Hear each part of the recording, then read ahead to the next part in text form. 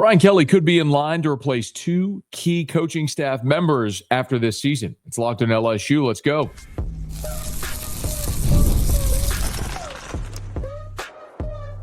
You are Locked on LSU, your daily podcast on the LSU Tigers. Part of the Locked on Podcast Network, your team every day. Okay, let's get it. It is Locked on LSU, your team every day. I'm your host, Matt Moscona. Thanks so much for making us your first listen. We're free, available wherever you get podcasts, of course, on YouTube as well. So please subscribe. As always, one of the fastest ways to help us grow is by leaving your comments below. So thank you so much for that. Today's episode is brought to you by Gametime. Download the Gametime app, create an account, use the code LOCKEDONCollege for $20 off your first purchase.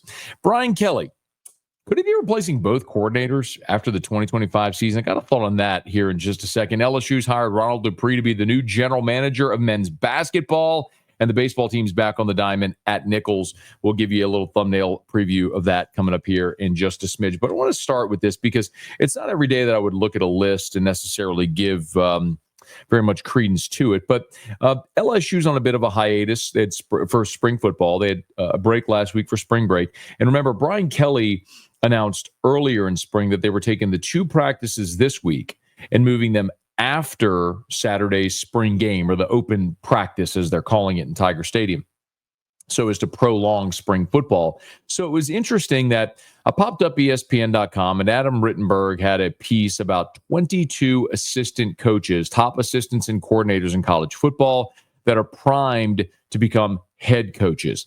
And there were some very obvious ones like Glenn Schumann from Georgia, who's their defensive coordinator. He's been talked about quite a bit. Garrett Riley, the offensive coordinator from Clemson, who LSU will see in very short order. Oklahoma offensive coordinator Ben Arbuckle. Remember, he was just at Washington State, just got hired this year at Oklahoma, brought his quarterback with him. So there's some obvious ones that we've heard about for a good amount of time. And then on this list, they list both Joe Sloan and Blake Baker, both of LSU's coordinators. Now, what they mentioned about Sloan, of course, 38 years old and coached both Jaden Daniels and now Garrett Nussmeier. It is fair to mention that while LSU led the country in scoring offense, total offense in 2023, that was Mike Denbrock as the offensive coordinator. This can't be an issue of revisionist history or forget about that. Mike Denbrock was the one coordinating that offense, calling all the plays. That was Mike Denbrock's offense. However, I do give Joe Sloan a lot of credit for the work he did with Jaden Daniels. Jaden Daniels showed up on campus, and the knock on Jaden was his inaccuracy, if you recall, as hilarious as that is now, because he just had one of the most efficient seasons in the history of the NFL for a quarterback. So, but Joe Sloan deserves a lot of credit. I've told this before, but I can remember in fall camp of 2022, so Jaden's first season in Baton Rouge, going and watching quarterback drills where Joe Sloan's working with the likes of Jaden Daniels and Garrett Nussmeier at the time, of course, Walker Howard coming in as a freshman, and the accuracy drills they were doing was effectively target practice. Like, they would set a basket with a target on it in the back corner of the end zone. These guys had to stand at all different points of the red zone and just pepper that target. They'd play a game where they had to throw a ball, hit the upright, hit the crossbar. I mean, so much of what they did was intentionally fine-tuning accuracy, and it certainly paid off for Jaden Daniels, and I would argue for Garrett Nussmeier now as well. So I give Sloan a ton of credit for Jaden. And also, remember, Garrett threw for 4,000 yards. He's the leading returning passer in college football. So you're talking about stylistically two very different quarterbacks that Sloan has developed into really good players. One that became a Heisman winner, the number 2 pick in the draft, the offensive rookie of the year in the NFC. And, and now Garrett has an opportunity to really piggyback the success like Jaden did from year 1 to year 2 and see if he can do that as well. And as far as Blake Baker, Blake took the DC job in Missouri and very quickly turned them around, turned them from a defense in the hundreds to a defense in the top 30s. He gets the LSU job, and now the real challenge is there for Blake. He took over an LSU defense that was the worst in program history, and in year 1, there was dramatic improvement, but it was still a mid to lower tier defense nationally. If this year, especially with all these transfers, Blake Baker can can oversee that sort of parabolic run-up defensively for LSU and get them back to elite level, then yes, I do think Blake Baker will be at the forefront of everybody's list as coordinators set to be head coaches.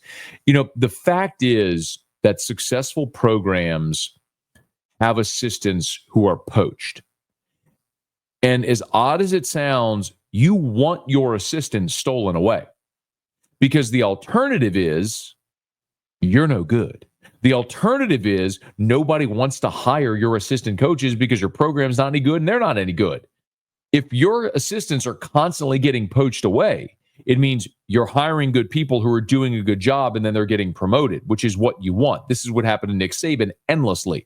Jim McElwain, Kirby Smart, Lane Kiffin, Steve Sarkisian, Jeremy Pruitt, Billy Napier, Jimbo Fisher, Will Muschamp. We can go on and on and on for days. And not all those guys were great head coaches, but all those guys were Nick Saban assistants who got head coaching jobs because they did a good job working in Nick's program, and other programs wanted a piece of whatever that was that made Nick Saban tick and thought they'd get it by hiring his lieutenants. And some of them did very well and have done well, and some didn't.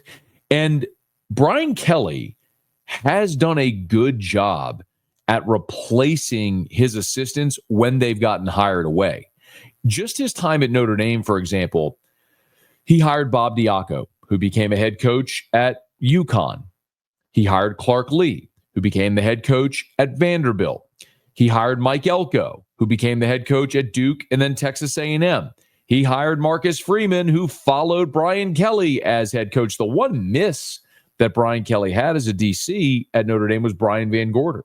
So, I mean, that was a guy that was an NFL head coach, and he and BK had a lot of history together. It just didn't work out.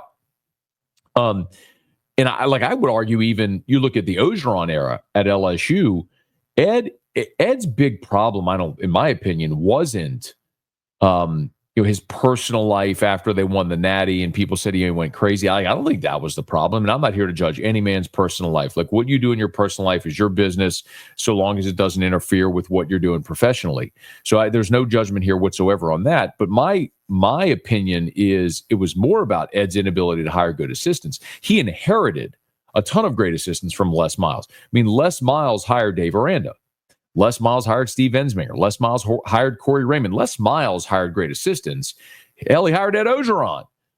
But whenever LSU won the national championship in 2019 and Steve Ensminger retired after 2020 and Dave Aranda left for Baylor, and Ed had to replace these guys, he just wasn't able to identify and hire good coaches. He hired Bo Pelini. That was a miss. Hired Durante Jones. That was a miss. He hired Jake Peets. That was a miss. He just missed. He missed on a ton of assistants. I think that's more what cost him a job than anything.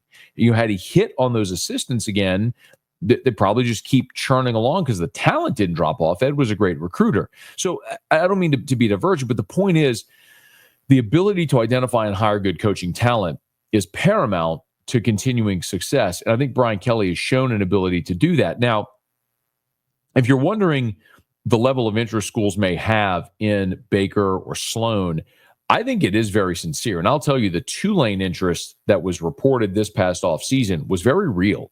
When Tulane ultimately hired John Summerall, the interest in Blake Baker was real.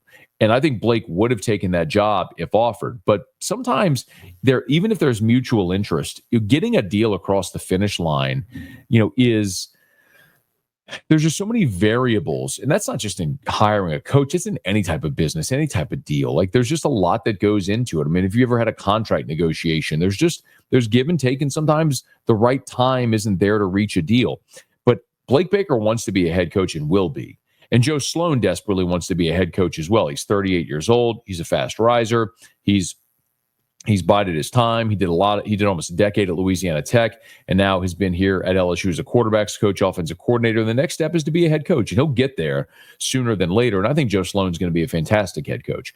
Remember, not only has he shown the ability to develop quarterbacks, he's now been a Power 5 play caller, but also Joe Sloan's a fantastic recruiter. I mean, remember, the reason LSU was so ingrained with Bryce Underwood for so long was Joe Sloan. Joe Sloan's the one that practically took up residence in the state of Michigan recruiting Bryce Underwood. I mean, that was the emotional tie to bind with Bryce Underwood was Joe Sloan. So Sloan's ability as a recruiter, as a quarterback developer, as a play caller is going to net him a head coaching job sooner than later. The thing that I would be interested to see with both those guys, though, and not that they're going to ask me my advice, but it would be not just to leave for any job, but to leave for the right job. Dave Aranda was an interesting situation because Aranda had verbally accepted the UNLV job after the 2019 season. He was going to leave. He was going to go to UNLV. And his family didn't want to move. His children didn't want to leave Baton Rouge. And so he ultimately pulled back. And then a few weeks later, the Baylor job came open. They offered it to him. And then he had to say yes to that. That was a Power 5 job. And if you keep saying no, they stop asking. So that was one of those where it's like, this is the one you accept. But it's all just an illustration is to say, don't take any job. Wait for the right job. Like, I think Blake Baker could do much better than Tulane. Go turn around the LSU defense this year. You're going to have a Power 5 offer waiting for you, and you're not going to be down in New Orleans coaching in the American for Tulane. Not to say that's a bad job. It's an okay job. It's a perfectly fine job. But it's not a Power 4 job. It's not a job where you can win a championship.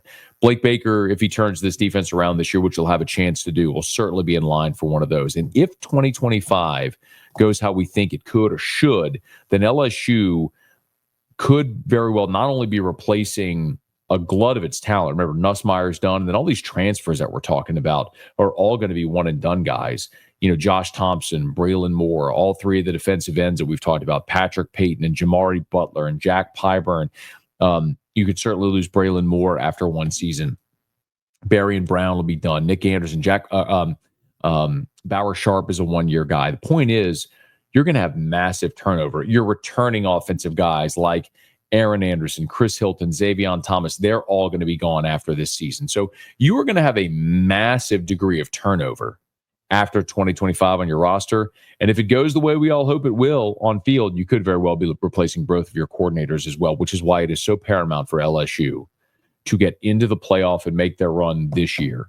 Because after this year, it is very plausible to think you're going to see LSU regress in 2026 just because of everything they're losing. It's why I felt that way last year about Florida State. It's why I feel that way this year about Ohio State and Ole Miss. You go all in, you get these mercenaries, these one-year guys, and you turn over more than half your roster and important members of your coaching staff in 1 year. It's impossible to think you're not going to regress. So 26, I would expect a regression from LSU regardless. That's why you got to go get it done now in 2025 when you've got two of the best young coordinators in football and a ton of talent. We'll follow it. Okay, it is Locked on LSU, your team every day.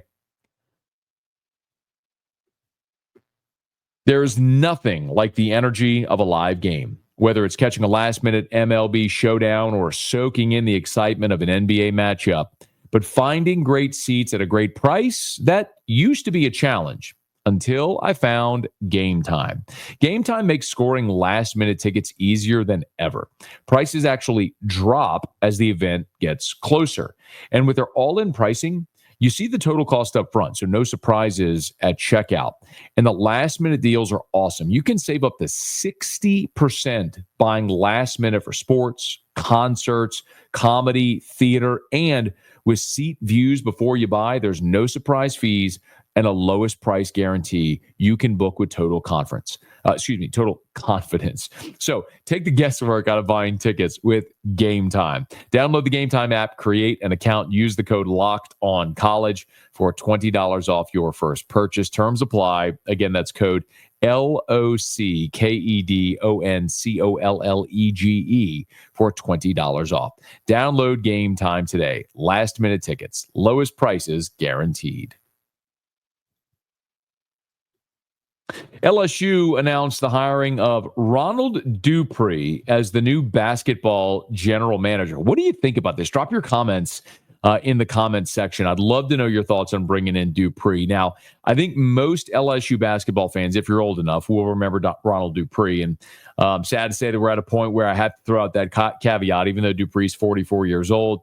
He came to LSU. Ronald Dupree was a freshman on the 2000 squad that went to the Sweet 16. And boy, Dupree had a fantastic season at LSU. Actually led the team in scoring, led the SEC in scoring in 2001 at 17.3 points per game. He was second in rebounding that season at 8.8. Boy, he was at or near the top of the league in rebounds in 2003. He went to the NIT, went to the NCAA tournament again in 2003. All there under John Brady. And then Ronald Dupree, who could just absolutely jump out of the gym. His athleticism was amazing. Went off to the NBA, played with Chicago and Minnesota, Detroit, 14 postseason appearances, most of them with the Detroit Pistons in 2005 when they won the NBA Eastern Division. He went to the NBA Developmental League, which is now the G League. He played professionally in Germany, Italy, and Israel. So a guy that had a long professional basketball career. He did find his way back to LSU, worked as a student coach under Johnny Jones in 2014, was the director of student development in the 15-16 season, and then went and joined Eric Musselman at Nevada for a season before joining the Milwaukee Bucks in the 2017-2018 season as a scout. And he's been there ever since as a scout, and then elevated himself to director of global scouting for the franchise. So remember, I told you Dupree had experience internationally in Germany, Italy, Israel as a player. So he became director of international scouting because of his international prowess. So there's a ton that I love about this. First of all, you obviously have a guy that loves LSU. Ronald Dupree is from Biloxi. He played at LSU, was on the 2000 Sweet 16, went to the NCAA tournament 2003, went off to his pro career, came back in, after his career, finished his degree at LSU, joined the staff at LSU under Johnny Jones, and then embarked on his professional career after a year at Nevada. So there's a ton to love about that component of it. There's a couple of other things that I think are so important here. Number one, we have got to reframe how we look at college athletic departments now as professionals. We can have use whatever semantics you want about pay for play, or whether or not the players should unionize and they should be employees. I'm not here to have that conversation. Quite honestly, I don't care. All that is something that'll happen in due time, and if and when that happens, we'll discuss it and what the impact is and how it affects winning and losing and resources and all that stuff. But that day isn't today, so I don't really care. What I do know is dealing with what is staring you straight in the face. And what's staring you straight in the face right now is building a team is your annual task and not building a program. It is less and less and less important to recruit the high school ranks, because even when you spend all the resources you do recruiting high school players, they come for a year and then they could be gone. Aaliyah Del Rosario is a former 5-star player who signed with LSU. 6'6", spent 2 seasons in Baton Rouge. It never really materialized for her. And on Monday, Del Rosario hit the transfer portal. It's unfortunate, but I also understand it. And the flip side of that is LSU went and signed Kate Koval. So Kate Koval, 6'5", 5-star, top 10 overall player in the country, who just finished her freshman season at Notre Dame, started only 10 games as a freshman. Well, now she's transferring to LSU. So Del Rosario out, Koval in. Why would you bother recruiting the 5-star freshman out of high school if after a year or two she's going to be gone, when you can evaluate the college game and then pick and choose and pluck out of the college ranks with more experienced players? It's almost like veteran free agency in the NFL. You're looking at other teams' practice squads, or you're looking at the cut down list on days and seeing how you can improve your roster. And you may roll your eyes and hate that, but the bottom line is that's just what it is. And you ain't changing it, and I ain't changing it.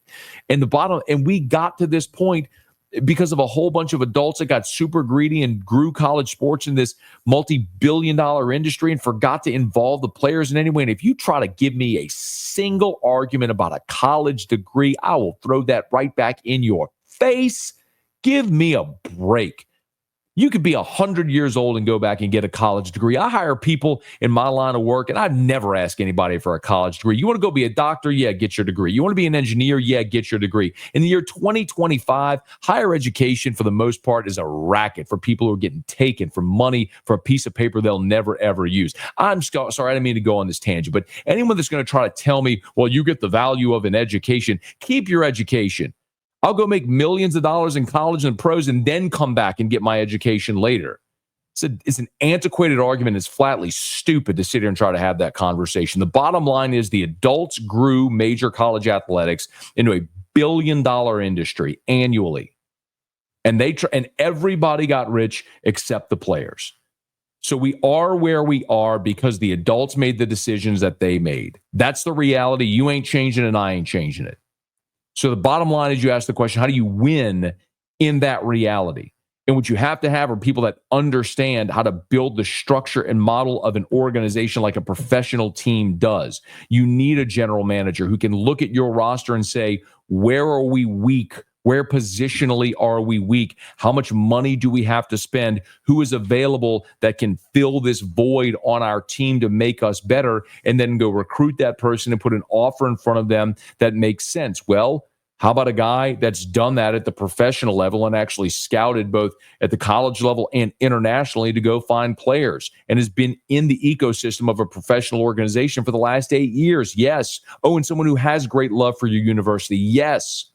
All that makes a ton of sense, and I love bringing Ronald Dupree back. The other part of this as well, remember, Austin Thomas is the general manager for football, but Austin had been serving a more wide-reaching universal role across LSU athletics. This alleviates, at least for men's basketball, your second revenue-generating sport.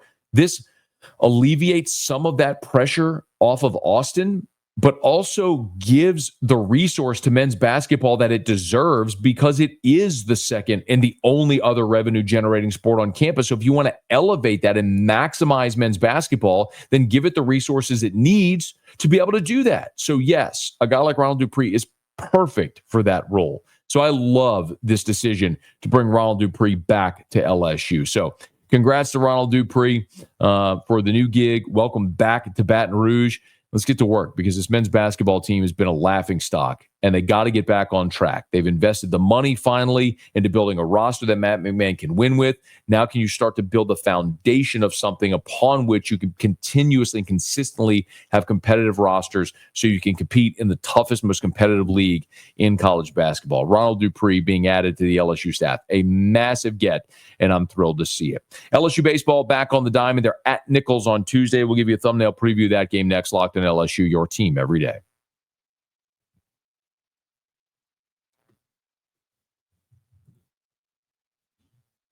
So whenever the college baseball season started,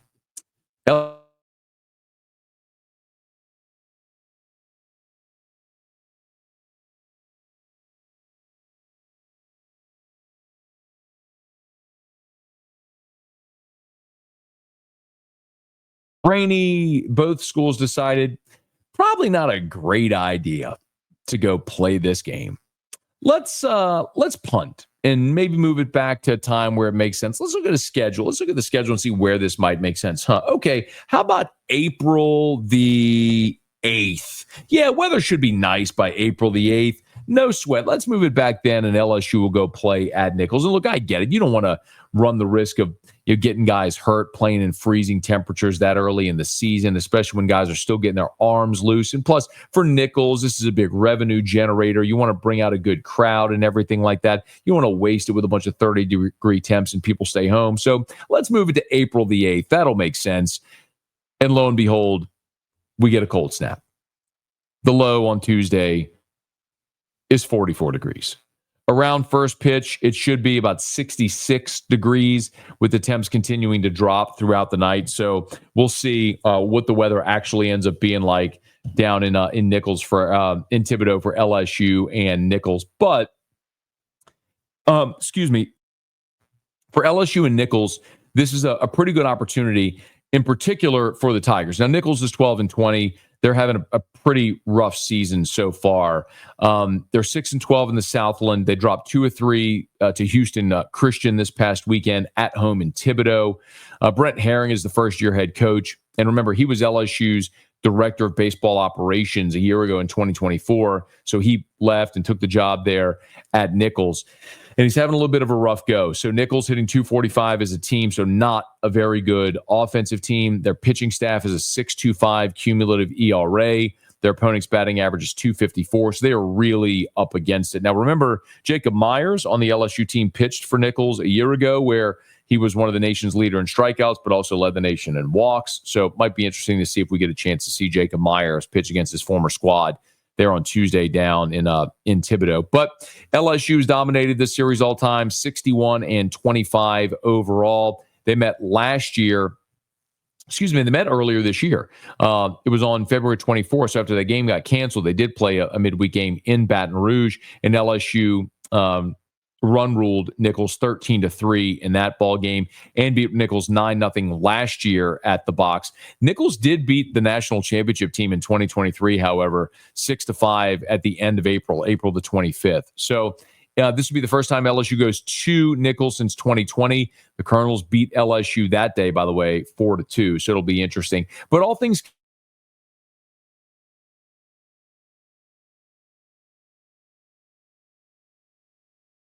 the pitching staff for the incredible job that they did on the road at Oklahoma. And it was amazing to watch, to go through an SEC weekend where you use just 5 pitchers and you don't allow a single earned run. It is remarkable to think about.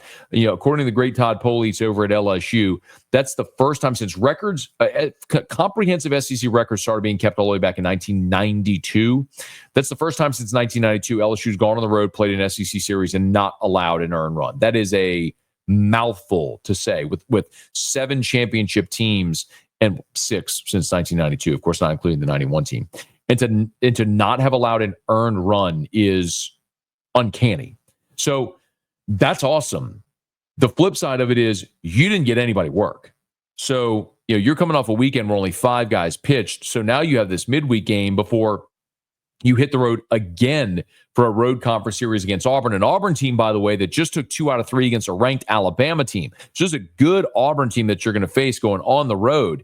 And so the point is, you're probably not anticipating having opportunities just to get guys out there to get them work. You're probably going to be in 3 very competitive baseball games. So you're going to have guys you count on. Well, you also have to go get guys mound time. Like, we want to see William Schmidt continue his upward trajectory, getting some confidence. My guess is we see William Schmidt, Jaden Newt, Connor Ware. No doubt, I would assume we'll also see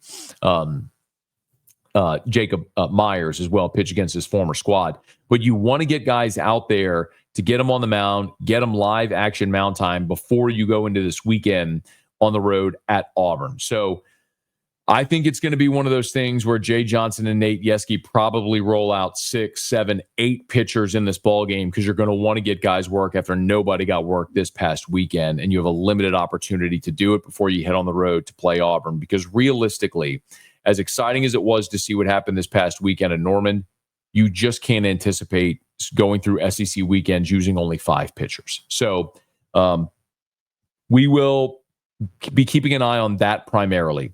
Last week, it was William Schmidt who got the start. Naturally, it felt like they were saving Jaden Newt to make sure he had the opportunity. He was ready to go on a short week, a Thursday, Friday, Saturday weekend against OU. Newt didn't pitch this weekend. So does Newt or Schmidt start? I don't know, whichever way they go. I would assume they'll both throw at least a little bit in the game on Tuesday against Nicholls. Remember, this week you go back to a regular Friday, Saturday, Sunday weekend, so you can throw these guys on a Tuesday and hypothetically have them with plenty enough rest if they had to throw Saturday or Sunday. So I think LSU's bats are going to be fine. Nicholls is not a great team, and I'm not even so much worried about the results of this game when you're 10-2 in league play through 4 weekends. Today, this game against Nicholls is all about getting as many guys mound time as possible, continuing to grow and develop and get comfortable in those situations, and throwing strikes. So we'll see how they do. It's LSU and Nicholls Tuesday. And remember, if you're just finding us for the first time, we are live immediate post game for every LSU baseball game this season. So if you're listening on podcast, make sure you get over to the Locked On LSU YouTube channel, subscribe, hit the bell, so you're notified whenever we post a new video or go live. And so as soon as LSU and Nicholls finish, we're live on the Locked On LSU YouTube channel. Okay, that's going to do it for us here on today's episode of Locked On LSU. Thanks for making us your first listen. Hey, how about for your second listen, you check out Locked On NFL Draft as your favorite college players get ready for the next level. Get the latest draft rankings, rumors, and news every day. You can find Locked On NFL Draft on YouTube or wherever you listen to podcasts. Hey, if you are on podcast, please subscribe on your favorite podcast app. Rate us, leave a review. If you're on YouTube, smash that like button, subscribe to the channel. Hit the bell so you're notified whenever we post a new video, and let a friend know if you love the Tigers. We got you every single day for Locked On LSU, your team every day.